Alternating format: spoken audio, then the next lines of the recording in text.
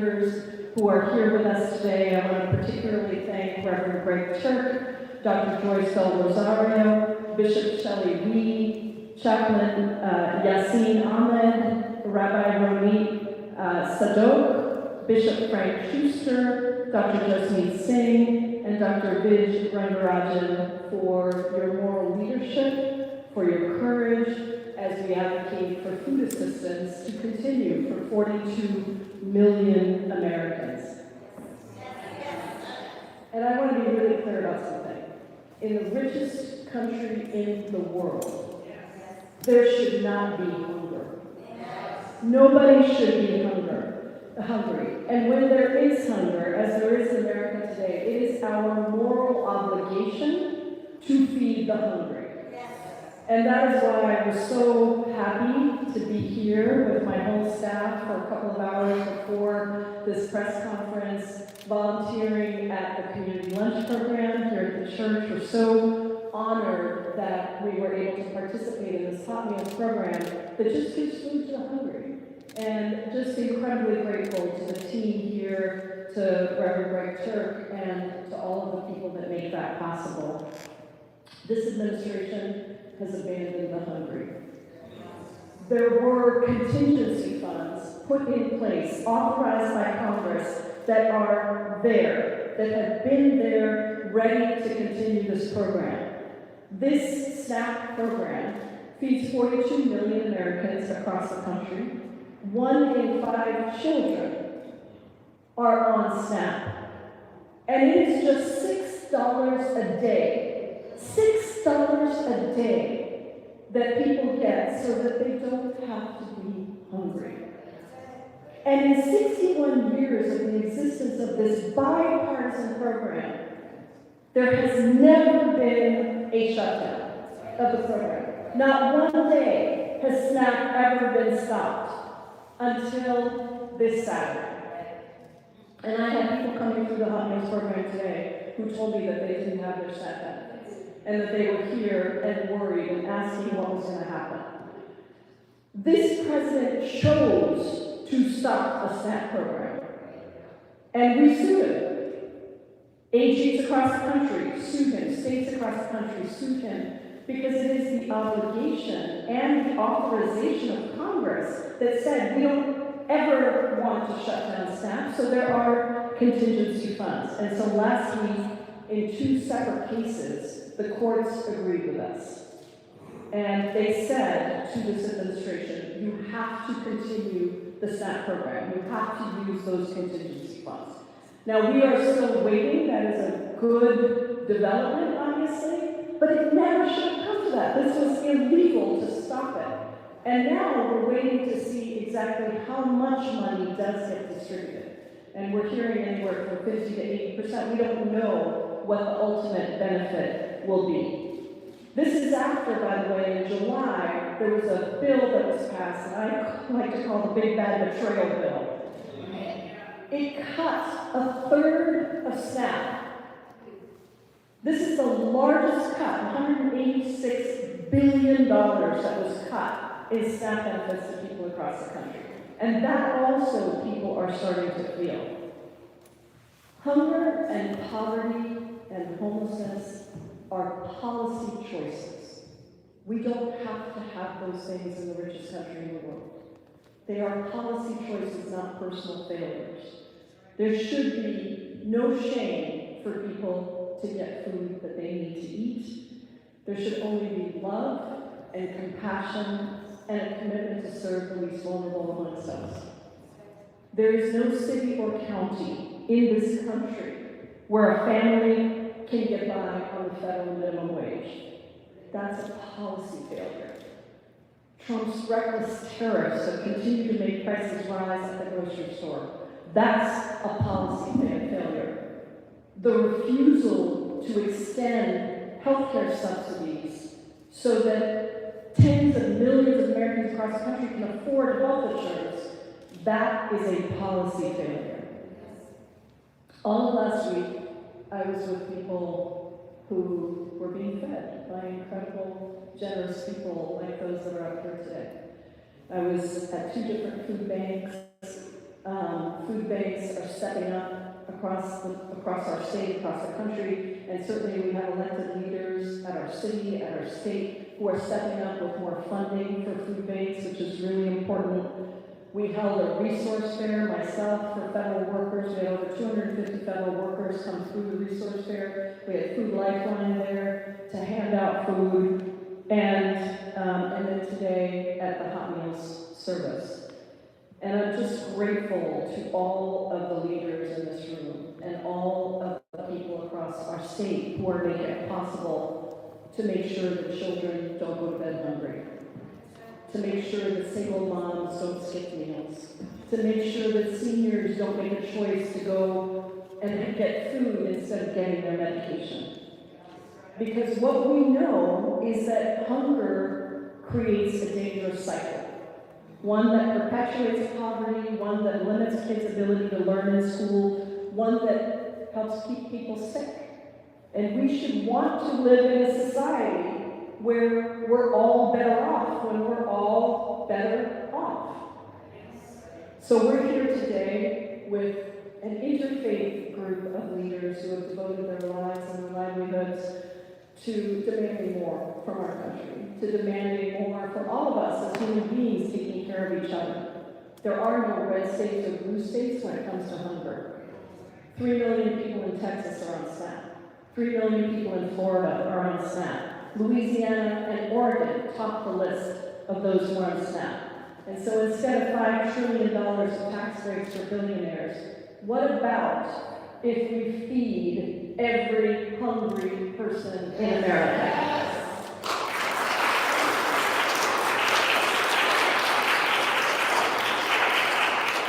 So that's exactly why we're going to do the big work of holding the line and demanding that Republicans negotiate with us on health care, on SNAP, and that we end the shutdown, and at the same time that we deliver relief to people on the ground. So now with that, let me turn it over to Reverend Greg Turk of All Pilgrims Church. Thank you so much for having us as well today.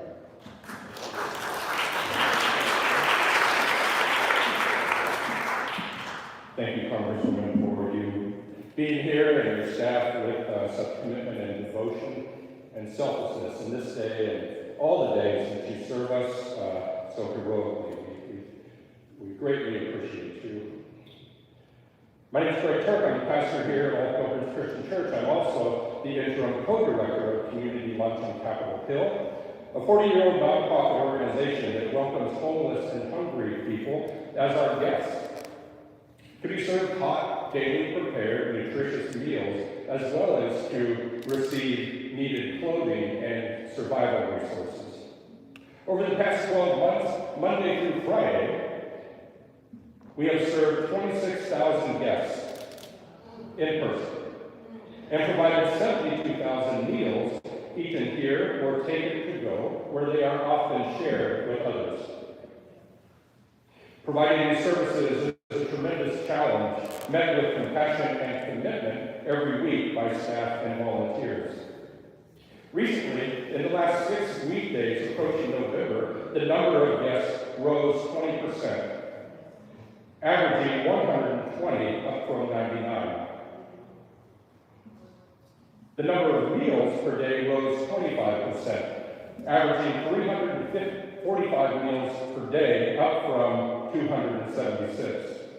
In that time, we have also seen a significant increase in the number of families in attendance. We, along with other agencies, are doing our best to respond to the disruption of federal assistance funds for those in need. We are committed to meeting the growing need, as we always do, cultivating an atmosphere of hospitality and warmth in which our guests experience a sense of community where each person's worth and dignity is recognized and valued. All Pilgrims Christian Church has been in partnership with Community Lunch for 15 years because of our faith. As a faith community, we are called in the way of Jesus to meet and serve the most vulnerable of people in their need, and to do so with love and grace. Jesus speaks of the most vulnerable in our society, calling them the least of these, not because of his estimation, rather because of their position and circumstance in society. God's love for those who are marginalized and most vulnerable is found, among other places, in Jesus' words of a preferential concern for those in need and most vulnerable, when he locates himself not only with, but within, saying, I was hungry, and you fed me. I was thirsty, and you gave me something to drink. I was a stranger, and you welcomed me, naked, and you gave me clothing, sick, and you cared for me, and when in prison, you visited me. But when did we see you, Jesus? They asked. And he responded, just as you did to the least of these who are members of my family, you did it to me. So we serve God's loved ones in their vulnerability, many in their sufferings, as best we can, and in real and concrete ways. When they are hungry, we give them fresh, hot, nutritious meals. Thirsty, we give them something to drink. If they are naked or in need of clothing, we provide shoes and clothing. And if they are strangers, we provide a hospitable space of love and grace, where they, along with others who were once strangers, myself included, will be strangers no more. We are not called to further or worsen people's sufferings and vulnerability. We are called to delight in our kinship and in loving and caring for one another, especially those who are among the most vulnerable and marginalized of our land. Thank you for being here today.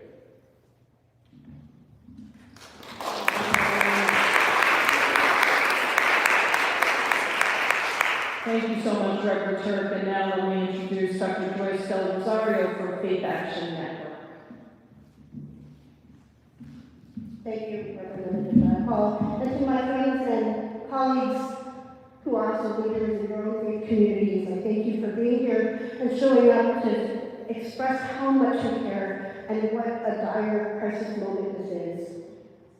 At Faith Action Network, we represent thousands of people from over 170 congregations in multi-faith communities across Washington State.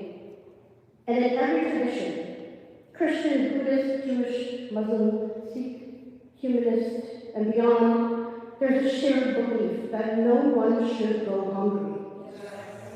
Right now in Washington State, thousands of families, including working parents, seniors, veterans, and children, rely on SNAP just to get groceries. SNAP is not a luxury. It's milk, eggs, rice. It's a way that we can send our children to school without being hungry so that they can learn. This matters to me not just because of my faith tradition, although my faith tradition does say to feed the hungry, but also because I've had friends and family whose children have benefited from SNAP.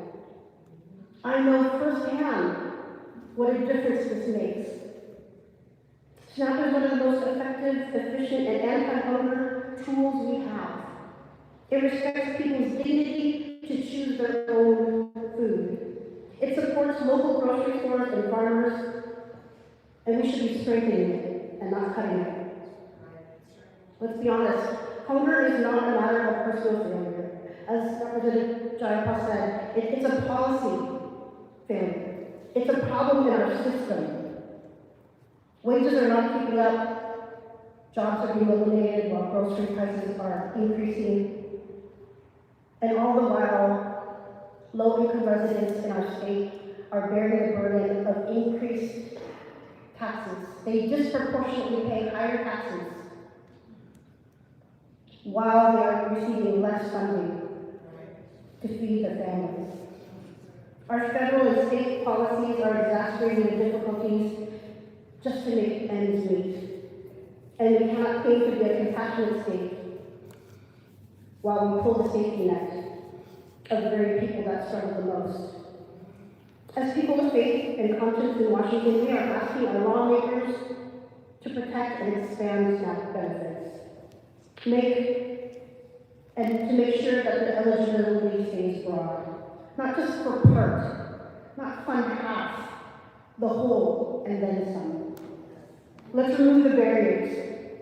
Let's make sure that our elders and our people, our neighbors with disabilities, have access to food without shame. And because at the end of the day, this isn't partisan, it's moral. It's about the common good. A community that ensures that everyone is fed is a community that lives under love and justice and abundance. And that's the kind of community I want to live in. Thank you.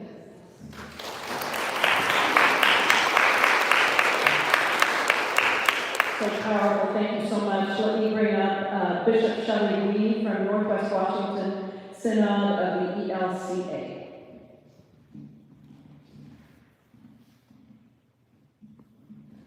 Thank you, Representative Jennifer, and it's so wonderful to be with all of your faith leaders as well. I am Bishop Shelley Bryan. I serve as Bishop in the Northwest Washington Synod of the Evangelical Lutheran Church in America. I serve over 100 congregations and faith communities and thousands of people in those congregations. I am speaking out today asking for SNAP benefits to be funded in full, not just partially, fully, so that all may be fed. In Matthew 25, you already heard, but I'm saying it again. Jesus tells us, "For I was hungry, and you gave me food. I was thirsty, and you gave me something to drink." Feeding the hungry is not an optional act of kindness. It is the very measure by which Christ says nations will be judged. As he says, what you do to the least of these, you do to me. Now, while I am Christian, and I am quoting from the Christian scriptures, every true faith tradition understands this sacred call that the hungry are to be fed.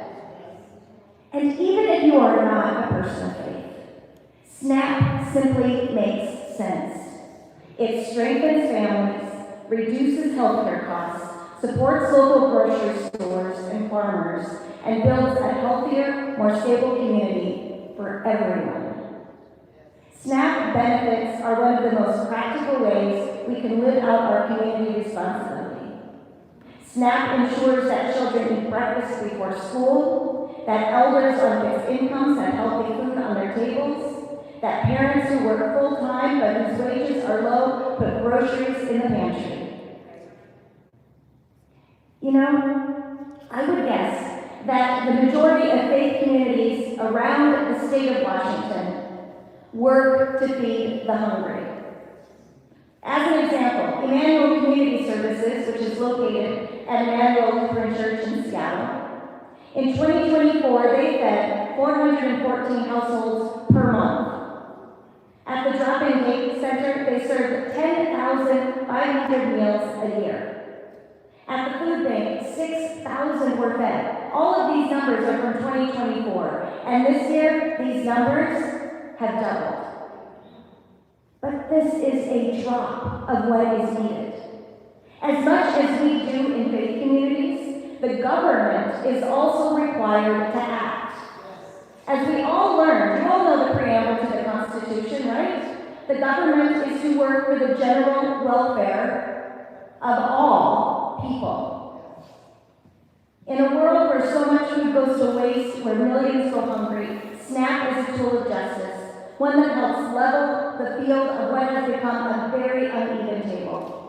SNAP is one of the most important ways that show that we belong to one another and we live into the deepest truths of who we are as people and as nation. It is society's responsibility and moral covenant that everyone has food to eat. Let us fully fund SNAP so that all may be fed. Thank you.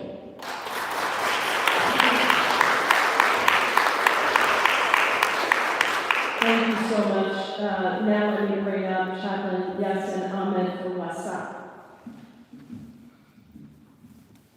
In the name of God, the most merciful, I work for Wasa Community as the director for our Yearly Eats program, where we take food waste from restaurants and we take it to BIPOC chefs who then prepare nutritious meals for the unhoused, we served 7,000 meals last year.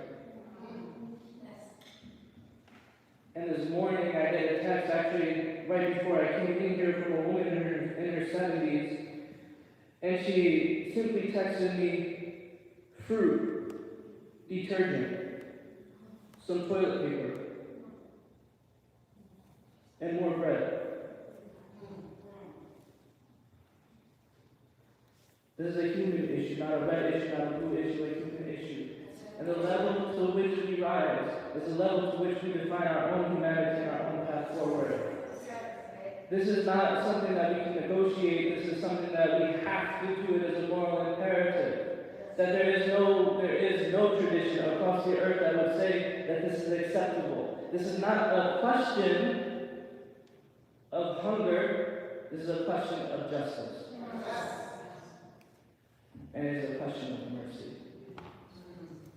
The Prophet Muhammad, he was asked about this imperative, and he said, there is no believer who goes to sleep full while his neighbor is hungry. And they asked about Abraham, peace and blessings be upon him, how did you become a friend of God? And he said, I never ate except that I broke bread with someone across the table. We ask that our prayers are heard in the heavens and that nourishment comes down from the skies as it has always done. And we don't ask you to fully fund SNAP because that wouldn't be enough, because even when SNAP is fully funded, there are people across from us every sidewalk that we walk on in Seattle that need more from us. And we promise as a collection of people who are from all different races, all different religions, all different faiths and different identities, that we are committed to creating a civil society that's committed to the common good. With that, thank you very much.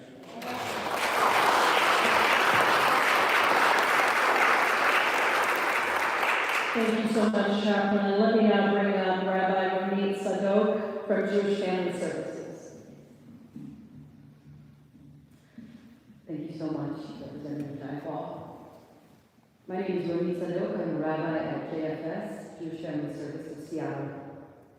The Jewish tradition teaches that within 30 days of moving to a new city, a person is required to contribute to the soup kitchen, the tamchui, in whatever way they are able. A mere 30 days, and we become neighbors, interconnected and responsible for one another, called to love and to act when our neighbors are in need. And right now, our neighbors are in need. Compared to 6 months ago, visits to the Pollock Food Bank at JFS have increased 35%, and this is even before this devastating suspension of SNAP benefits. People who are struggling with inflation and job losses, slashes to our country's safety net, are being forced to make impossible choices between food and rent, medication and meals. And as their neighbors, we must act.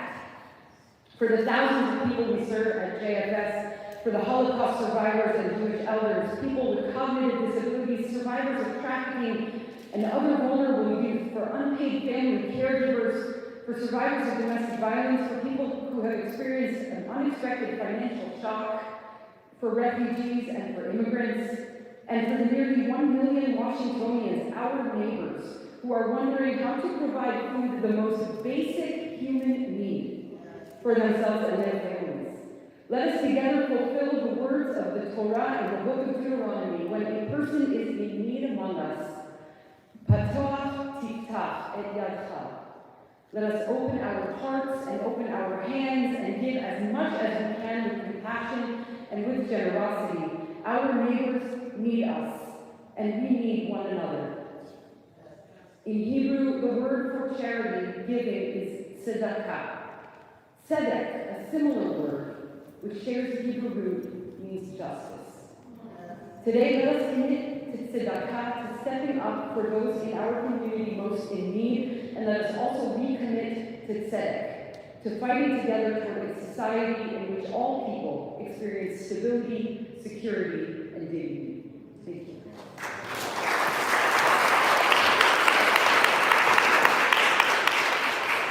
So powerful. Thank you, Rabbi. Last but certainly not least, please join me in welcoming Bishop Bishop Frank Schuster of the Archdiocese of Seattle.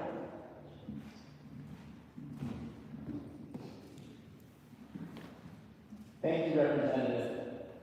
And thank you for bringing us together like this. What a gift. What a gift.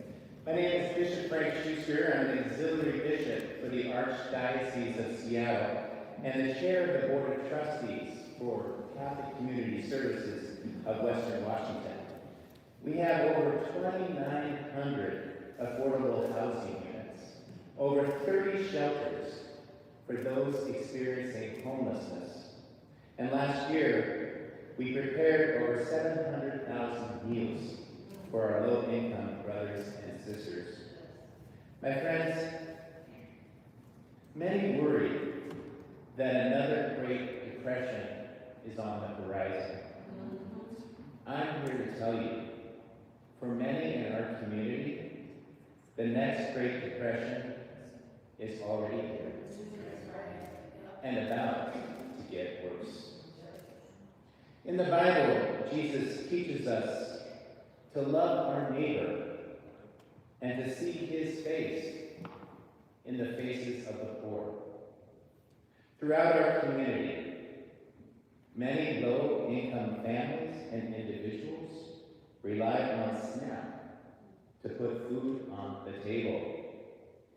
Our politicians on both sides have meanwhile placed the burdens of the government shutdown on the shoulders of the poor and vulnerable. This is unjust and unacceptable. The Archdiocese of Seattle, Catholic Community Services, the Washington State Catholic Conference, and the Catholic bishops throughout our state and country today stand alongside our brothers and sisters of faith and goodwill. We demand that SNAP and other essential programs that support the common good be fully funded immediately and throughout the duration of this shutdown. We also plead that our lawmakers and the administration remember who you are called to serve. We plead that you work in a bipartisan way to end the government shutdown as quickly as possible. That means now. Thank you.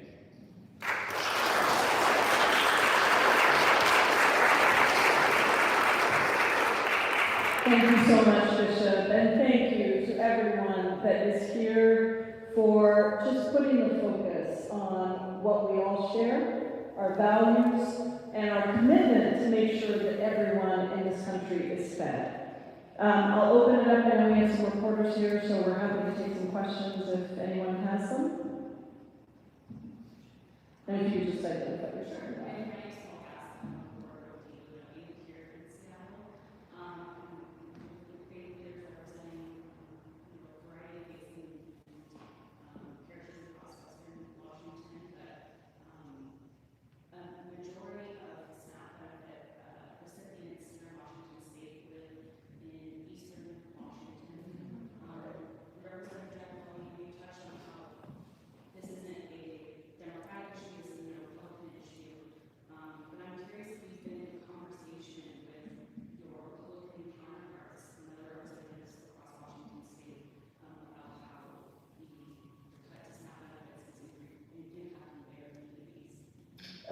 No. You know, there's been no conversation, and you may know the House has not been called into session for the last almost 6 weeks now.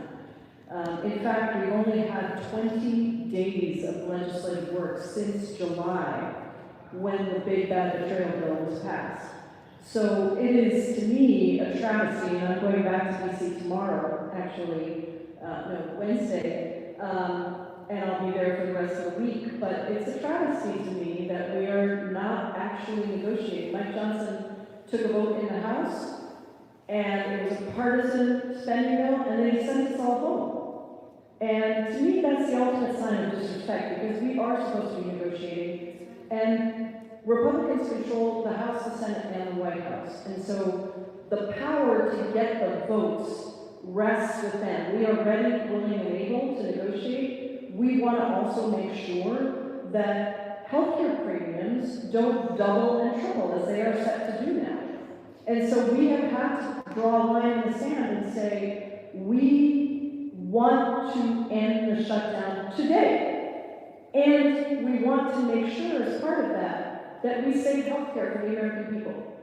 And so that is why we're holding firm, and that's why I think my job is not just to do the big work of trying to negotiate this, and we'll see if anyone's willing to negotiate. There are people on the other side who want Mike Johnson to call us back in, and he's not doing that. But at the same time, I do think also that it's a responsibility of us at the smaller level, if you will, at the local level, to make sure people are being fed. And I hope someone is asking those Republican representatives across the country and here in our state what they are going to do, because I can tell you that the largest number of Medicaid beneficiaries in our state are in Daily House's district. And so when you vote to slash $1 trillion from Medicaid, that is hurting people in these districts. Mike Johnson's home state of Louisiana has 60% of births funded by Medicaid, and the highest number of SNAP recipients.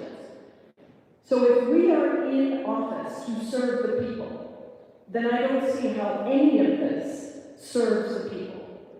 It doesn't serve our constituents, and it's not doing what we are supposed to be doing in Congress. Yeah. You're here today serving lunch to community members. I'm curious what you heard, what you told me about, not just for the last few days, but then for the last few weeks and several months. Yeah. It's an incredible privilege to just be able to serve. And people recognize me, and so they tell me their stories. And there was a single mom who's on SNAP benefits, and she just talked about how challenging life is now when she doesn't have her SNAP benefits loaded onto her card, but also in the past. I mean, everyone here who spoke about not just fully funding SNAP, but the whole host of programs that are being cut right now is really speaking to the need of the country. In the richest country in the world, we have the top 10% of wealthiest people in America own 60% of the country's wealth. And the bottom 50% have 6% of the country's wealth.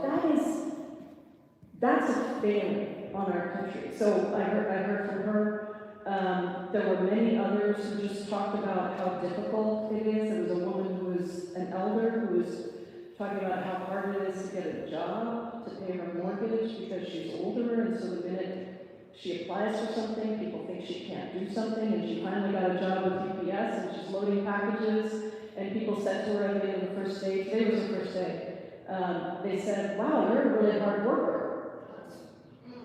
And she said, I'm just trying to pay my rent and get fed, and I'm willing to work. And so this lie that she was really horrified by the lie that people that are on SNAP benefits are somehow lazy. That's not the case. Last week, I was at 2 food banks serving meals, and then we did our own volunteer fair, resource fair, and I was serving food behind the Food Lifeline tables, and a woman came up to me, and the gentleman next to me, who was the CEO of Food Lifeline, he was also serving with me, and he said, thank you so much for being here, take as much as you want. And her eyes just filled up with tears. And I said, we're so happy you're here. There's red peppers and pineapple. And tears were streaming down her face. You know why? Because we make people feel embarrassed and shameful about the fact that they're hungry. And it's just, to me, it's a moral outrage. And it's why I wanted faith leaders here, because as was said, every religious tradition, and the people who are sitting in the White House or around the country who say that they're religious, but they don't want to fund food for the hungry, I don't know what religion teaches you that. I don't know how you can claim to be religious and not provide food to the hungry.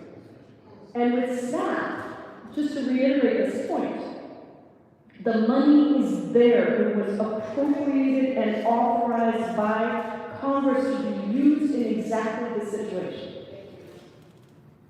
So it is a choice of this administration, and this administration alone, to not use those funds to fund SNAP.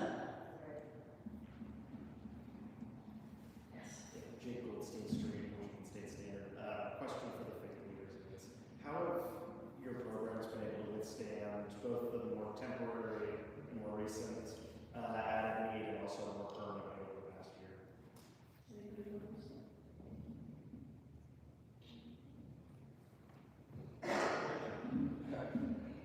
Yeah, we've seen increased need over the last 6 months, and then, as I mentioned, over the last just not even a week and a half. And so, yeah, we're scrambling at times to get the food that's needed and keep moving. It's pretty amazing to see the amount of food that comes in through the door and then is prepared and goes out. And just recognizing how great that need is to be in constant supply.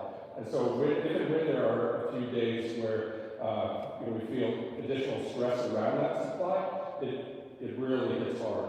There's no option to not feed all who come through the door, and ideally as much as they want, and be able to take those meals and share them with others or have them at their home. As it may be the case that those are the only meals that they receive for that day. So I think that one of the huge impacts is, I think Congresswoman spoke to this, is the stress and anxiety around with those who are served, but also with those who are serving and trying to scramble and figure it out. So yeah, there's worry, definitely. On behalf of Catholic Community Services, we're feeling the hurt, not only with the budget cuts that we're seeing nationally, but also there's a budget conversation in Olympia as well, as you're all aware. That's why this is not a bipartisan issue. Right? This is a human issue that we really need to wrap our minds around and to address the hearts, human hearts. Medicare is a huge thing. We serve countless people with behavioral health. We have low-income housing, the meals program that I referred to, a lot of in-home care, and Medicare is a major part of how that gets funded. And we honestly are still working on what that means for us going forward, because Catholic Community Services Western Washington is a huge, huge supplier of a lot of those services.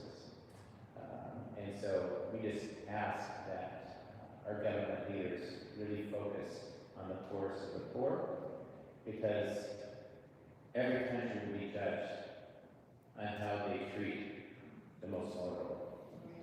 Thank you. And I'll say that some of the food banks that I was at last week, but also we've been bringing home federal funding for food banks, and we've been trying to make our way through the city.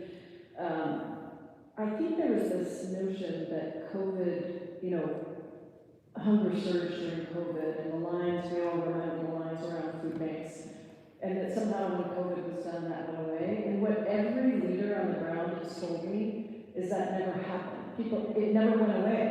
And so the lines around food banks, and certainly the ones I was at last week, that's what people are dealing with, is just the continued inability of people just to make ends meet. And there are structural reasons for that I won't get into, but I mentioned minimum wage as one example. Less so here, but in Texas, a pound of beef costs $6.40. And they're still at the $7.25 an hour federal minimum wage.